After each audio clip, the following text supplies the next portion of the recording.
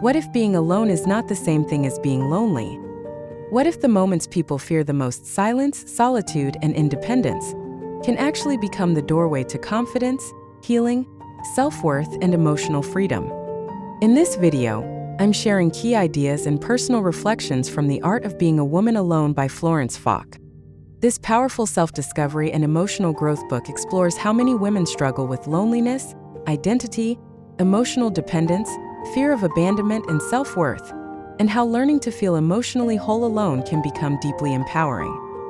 The central message of the book is this: being alone does not mean something is wrong with you.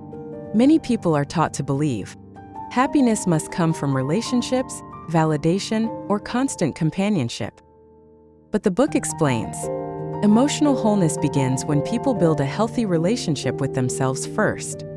The ability to enjoy your own company can create confidence, peace, emotional independence, self-respect, and inner strength. One major lesson from the book is loneliness and solitude are not the same thing. Loneliness often comes from emotional disconnection, lack of self-worth, fear of abandonment, or dependence on external validation. But solitude can become peaceful, healing, creative, and emotionally freeing. Stop viewing solitude as failure or rejection. Solitude can strengthen emotional confidence. Many people unconsciously base their worth on relationships, approval, or attention from others. As a result, they may fear being alone, tolerate unhealthy relationships, or constantly seek validation externally. One powerful lesson from the book is that emotional independence does not mean rejecting love or relationships. It means not losing yourself inside them. The book teaches, healthy relationships become stronger when people already feel emotionally grounded individually. Independence creates healthier connection. The book also explains, fear of solitude often has deeper emotional roots. Some people fear being alone because it forces them to confront insecurity, emotional pain, unresolved wounds, or uncomfortable thoughts. Become aware of emotional patterns around attachment and validation.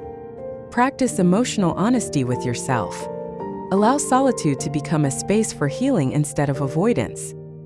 People can create meaningful lives through purpose, creativity, friendships, personal growth, spirituality, contribution, and self-discovery.